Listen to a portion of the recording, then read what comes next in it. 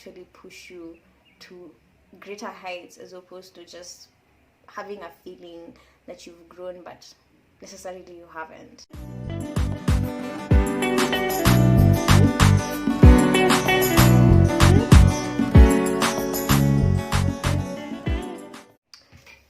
Hey, hello, hi.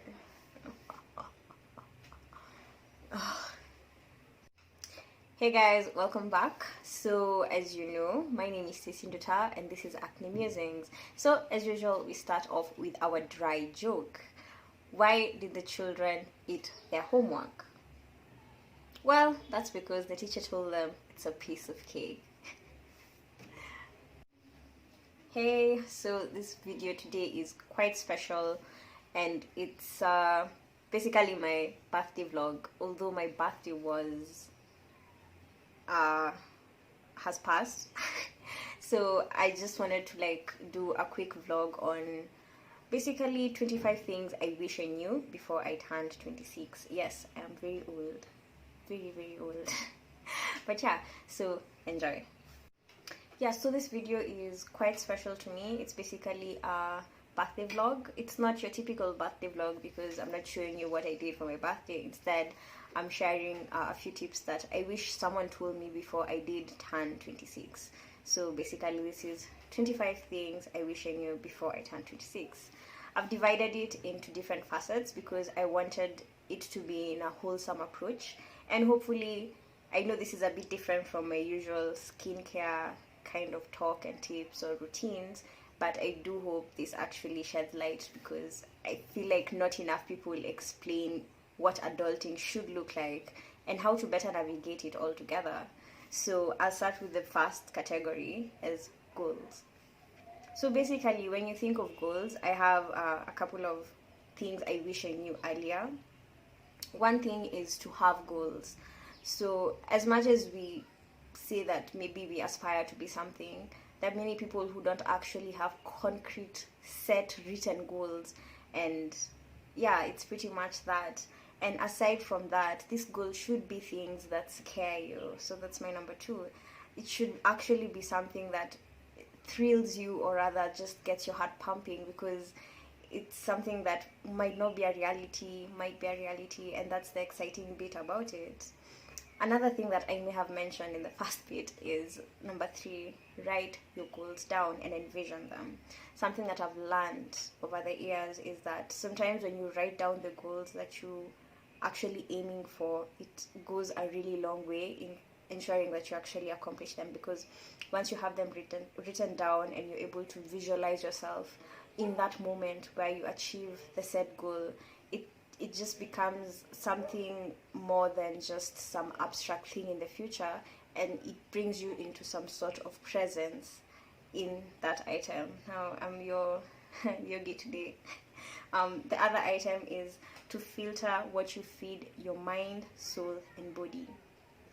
Many people say that you are what you eat, but not many people realize that this also applies to what you feed your soul in terms of music and energy. And there are people who you're around and you just feel bad vibes, and there are other people who actually just nourish you. Have you ever been around people who you just feel like, yes, this is it for me? So yeah, this is definitely going to be my number 4, because it should be a goal, and it should be your goal in life to just ensure that you're in the right headspace, you're in the right you have the right motivation circles around you, and that's basically it.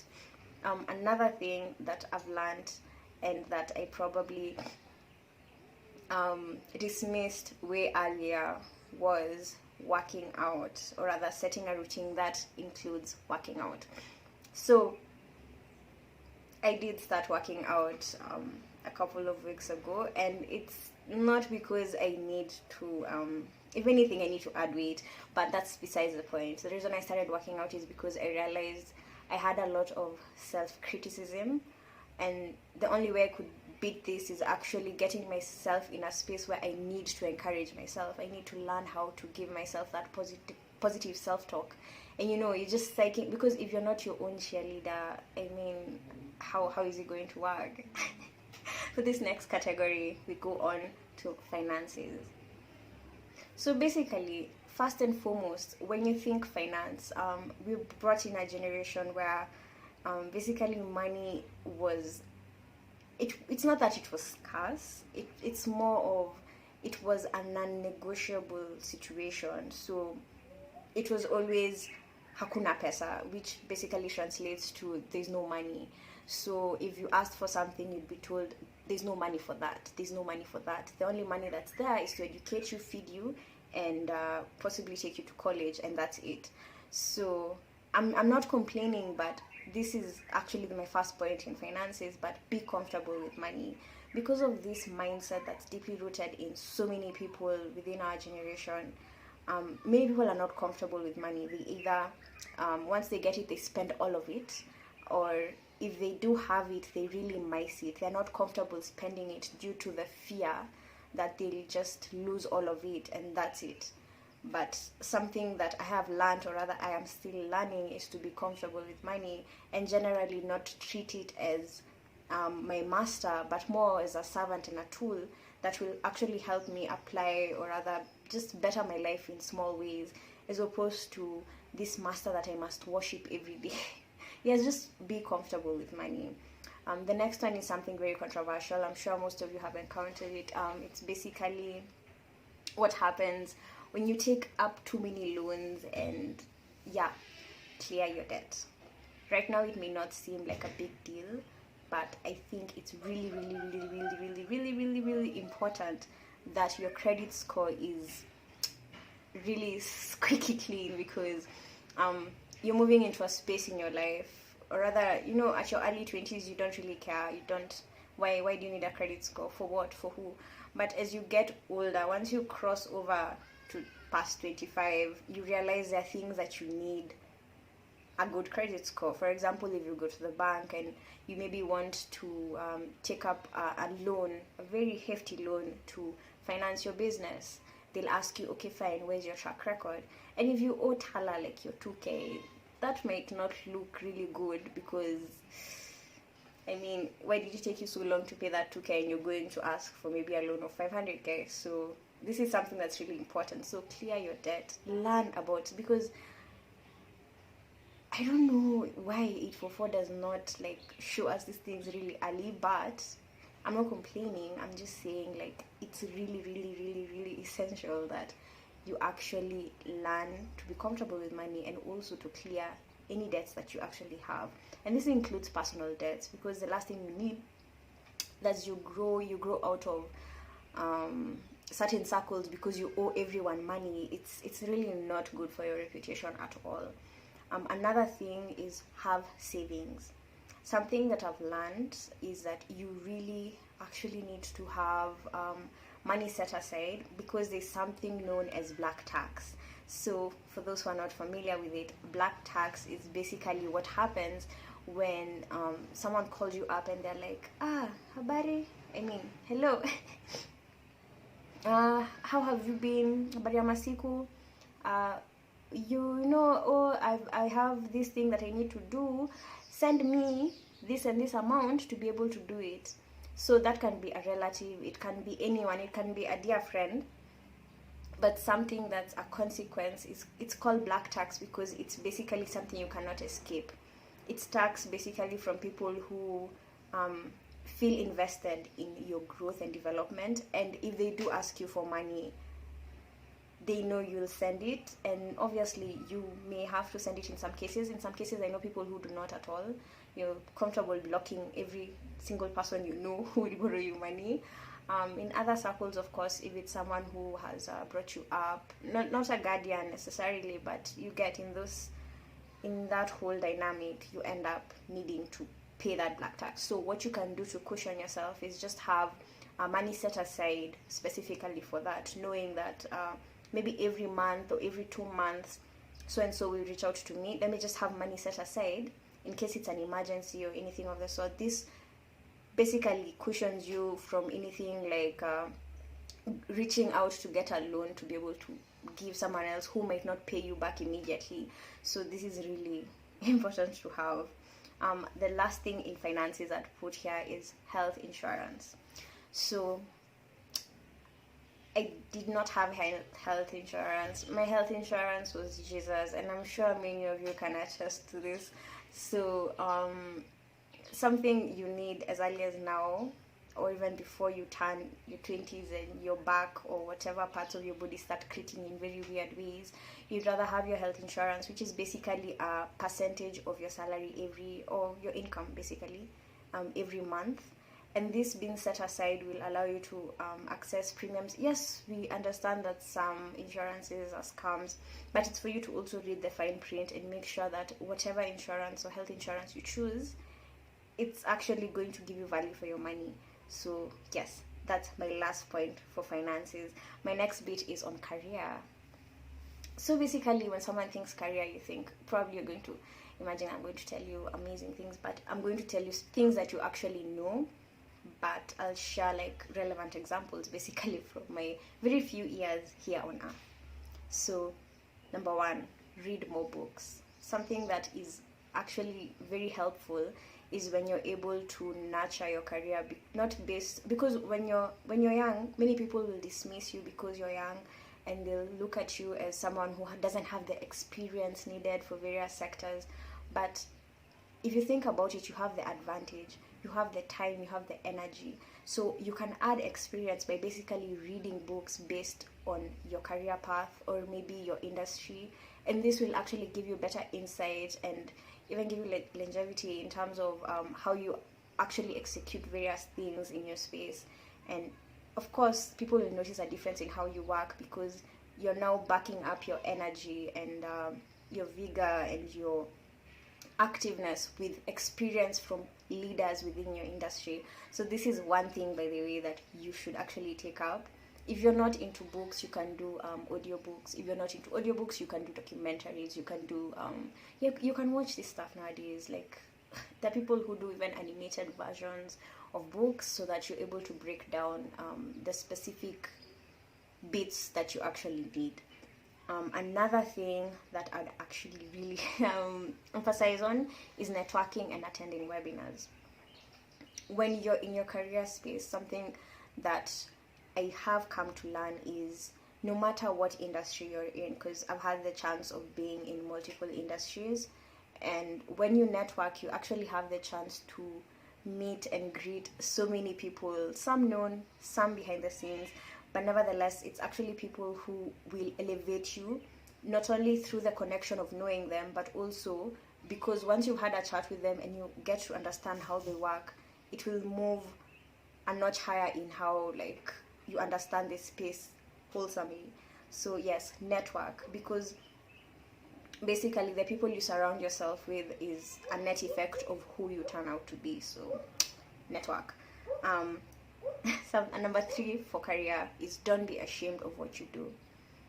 I think Corona has actually lifted this veil because so many people have turned to other means of making money, and people are no longer ashamed because the fact is they are actually making money. And this is an amazing space where people are proud of what they are doing. The people who there was a thread once on Twitter, I think I'll put the link below, about how people, when they're asked what they do, they just say, I'm consulting. You know, consulting is such a broad term that really doesn't summarize probably the amazing things and projects you're involved in. So do not be ashamed of what you do, no matter what it is. There's nothing like a useless job. Everything in fact, getting paid for something just shows how much value your skill and you as a person have. So please do not be ashamed of what you do. Another item, or rather my number, I think 5 for this point, is apply for jobs that scare you. So sometimes you can look at a job posting or listing and you're just looking at it and you're like, yeah, no, that's not for me. Oh, look, they're actually asking for 5 years experience. I only have 3. They need someone with a master's. I only have my degree. Or worse still, they need someone with a degree. I only have my diploma. Don't let these things hinder you. I think our only limitation is our mind, and I don't know why people don't tell you this. As in, I'm telling you this because I don't feel like I was told, but not enough, because these things, all these two barricades, all these barriers that we see, they're just that. Like, it's not that they can be torn down, it's not that you can't go past them, you can. So apply for those jobs that look like they're too big for you, or they're probably too amazing for you, or whatever, but just apply for them. And I think my last bit for this part of it would be have a mentor. So something that us youngings, I can't even use that anymore without feeling bad. Something that us young 20s, I think below 30s people, the conversation that we don't have is basically feeling okay to ask for help. We may ask for help, but not necessarily in the right way. Our help will be more centered on finances, as opposed to just basically asking someone, okay, fine, you've been in this industry for this long. How did you navigate? What did you learn? What tips can you actually give me that will practically apply to my situation? Yes, there's the issue of age gap and everything, but a mentor gives you basically the unwritten, untold secrets of an industry, because there's nothing that beats experience. And this is something that I even mentioned when I was talking about books. It's something, because experience is basically, the way they say it, experience is the best teacher. So if you actually get insights from someone directly, it's way better than reading them from a business book that was written based on studies that were done years or decades ago. So yes, do have a mentor, someone you can, it doesn't have to be someone who you talk to every day. You can even have like weekly, monthly meetings where you check in. You're like, okay, fine, I said I'll do this and that by this period. What have I achieved? What haven't I? What have I learned? Such things will actually push you to greater heights, as opposed to just having a feeling that you've grown, but necessarily you haven't. So now for my last category is relationships. I put this as last because I wanted to finish the video off on a very heartfelt kind of vibe. But yeah, so relationships, let me tell you mine now. So basically, relationships below 25, it's never that serious. It's never that serious. You may feel like you are with the love of your life, and maybe he is, maybe she is, maybe she isn't. So do not actually do not feel at a loss if, for example, you lose out on that. Do not. So my first point on relationships is allow relationships to fade. Something that we fight really hard after campus, after high school, is that we try to keep in touch, and we may not be able to keep in touch as thoroughly as we want to, and it's okay. Like, letting go is okay, because it just means that both of you are growing in different ways and in separate ways, and it doesn't necessarily mean that one of you has a grudge with the other, because this is something, especially for ladies, I know we like get all catty, and once someone is no longer a friend of ours, we spill their secrets to the whole world, which is, it's totally wrong. So it's okay for you to just say, okay, fine, you're no longer friends, but I will keep whatever mambo jumbo you had told me to myself, and that's where we need to draw the line and actually understand. And the number 2 for this is learn to communicate with friends instead of gossip. There are spaces, or rather, I've managed to curate my friends in such a way that I know when I'm catching up with them, it's more of a peer-to-peer mentorship, more than just saying, oh my god, did you see what so and so did? Oh, did you see that they did that and this? Oh, because I don't want to have circles that I meet up and all I'm doing is getting angry or feeling jealous, all those feelings that elicit from gossip. What I need is like a space where, or rather what I've learned and what you need is a space where you're being nurtured and you're just being inspired, you're being challenged, you're being you're in that headspace where like, oh my god, I'm so excited about this new project, I'm so excited about work, oh my god, she gave me tips on how to deal with this certain work situation. Such tips will actually go a longer way than just meeting up with your friends just to gossip. So please, and this is also like, learn to communicate also in the sense that if you're talking to them, don't be like, so they haven't texted me, I'm not going to text them back. You need to realize that adulting, that's what I'm saying, that's why I started with allow relationships to fade, and then the next bit was learn to communicate. So if you do not want the relationship to fade, you should actually put in the effort, because it takes work.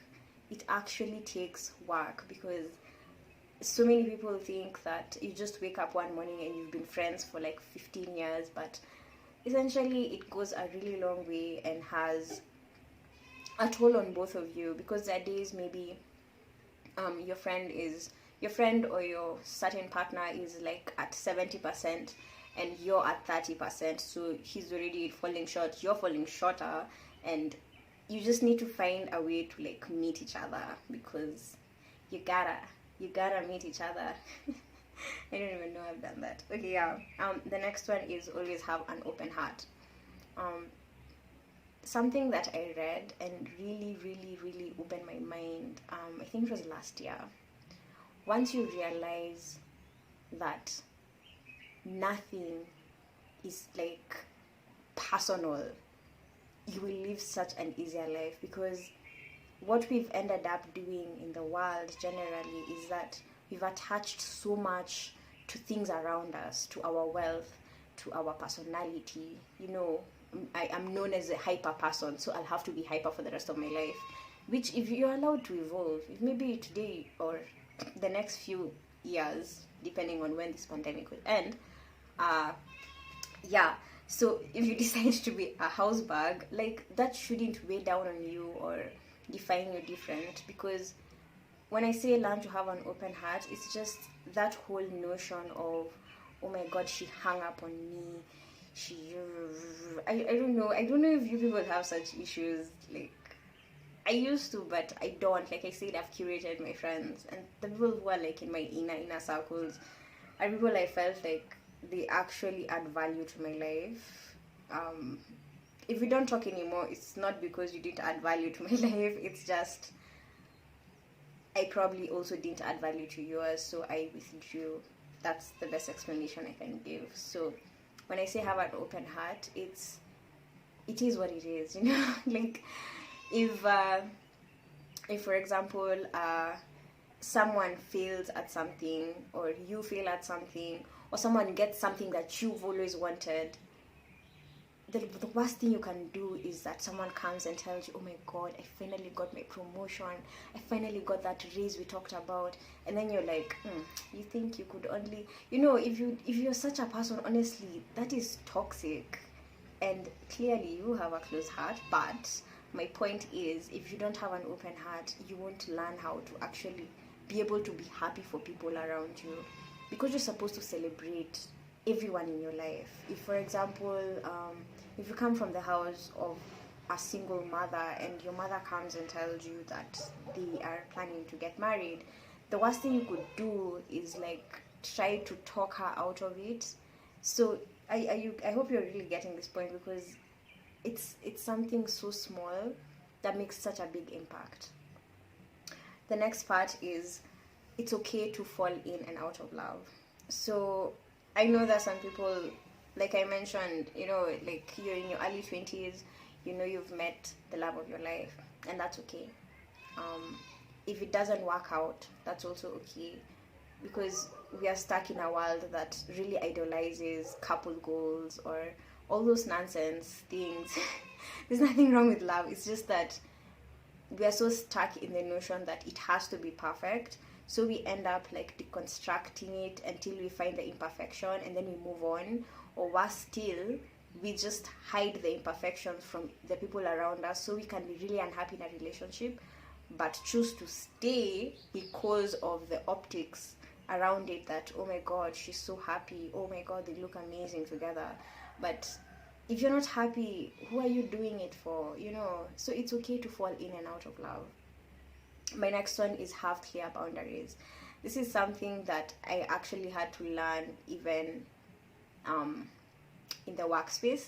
So basically, when you have clear boundaries, it avoids really tricky situations, especially when you are a female in the workspace. You may tend to be friendly with people and they take it the wrong way. But as long as people understand that you're being friendly not to the extent of you're interested, but you're being friendly more to the extent of this is me and I'm willing to help you. I'm investing in this friendship in whichever way. As long as you're able to set your boundaries, people will not confuse the two, because sometimes what happens is you don't actually verbally ascertain your boundaries, and then you find yourself in a really awkward situation, and you can't like get out of it. And this would have all been avoided if you just set like clear boundaries. And it's something that we need to tell even our younger selves. And I wish I told my, or rather, I wish my younger self was told that some of these boundaries need to be set early. Maybe there are men friends or female friends in your life, and you just need them to understand that it's never gonna happen. It's never gonna happen. But they do not. So that's the point. So another thing, and I'd really, really, really, really encourage you guys to try this, is to travel solo. I'm telling you, that thing is scary, like, because like you're alone. Maybe it's somewhere you've never been. So I traveled solo a couple of times. I've traveled, I think, out of the country. That was scary, but at least I was with a group. And then I've also traveled to coast by myself, which wasn't that intimidating because at least there were people who could speak Swahili around me.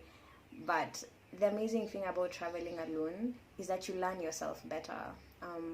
In situations where you get lost or you don't know the way, you need to learn how to negotiate with people who you're not familiar with, complete strangers. And also being able to plan yourself and your money to actually travel. That whole bit just teaches you some whole other dynamic. And it's something that I'd encourage most of you to do because it's more of relationship to yourself. So once you learn how to travel solo, I don't really think there's nothing you can do in this world. Yeah, there's nothing you can't do. And then this other point, rather my final point for this, is take someone out on a date. Like, especially you females, man, it's September. Like, you're supposed to take someone. Take a man out. I'll put the man somewhere here. Take a man out. Not necessarily. Okay, wait. Let's not start fights. Let it be someone who's not taken. So take a man out. Month. Take a man out on a date month or whatever it's called. But what I mean is, when you learn to actually put yourself out there, it's the same situation as the travel solo. You'll learn things about yourself and you'll also ascertain yourself, because yes, we live in a world where we are so used to getting validated with likes and these inanimate ways of interacting online, such that now when it comes to the real world, we completely forget how that works. So basically, you no longer know how to talk to a person, face to face. You're just used to swiping left or right to decide which direction you're going to take. So yeah, that is pretty much it. I actually have a bonus point actually 3 bonus points that I got. So let me list them out. So this one is from a close friend of mine. I'll just put the thing here. So something he said was that learn from each relationship. Basically, it's not always, yes, they may feel like mistakes. You may hate yourself, you may hate the world, you may hate everything about this situation, but always pick a lesson out of every failure. Just pick that one lesson where you can actually go back and see that, yeah, okay, this happened, but I've actually learned my lesson. So basically that's one.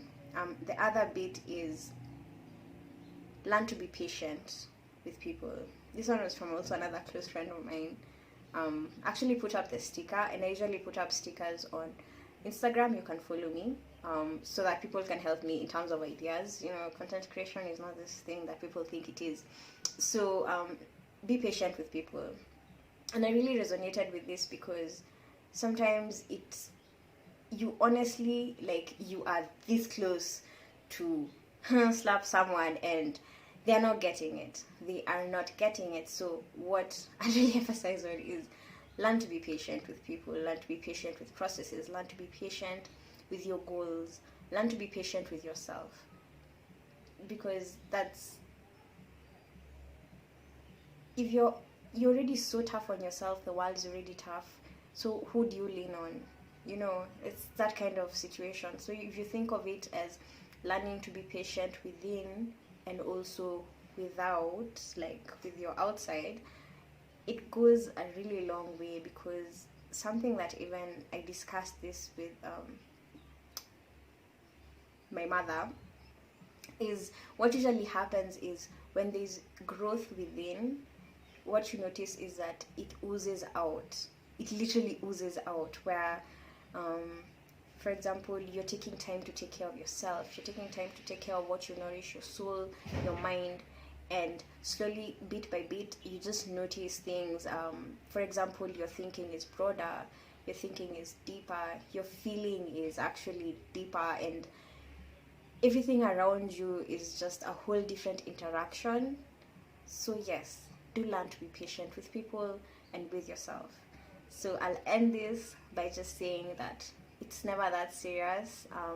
Adulting is a roller coaster, and when you think you just have it, you don't. And when you don't, you actually get out of the storm. So what you can do is actually trust the process and go a step at a time. So thank you guys so much for watching. Do have a good day.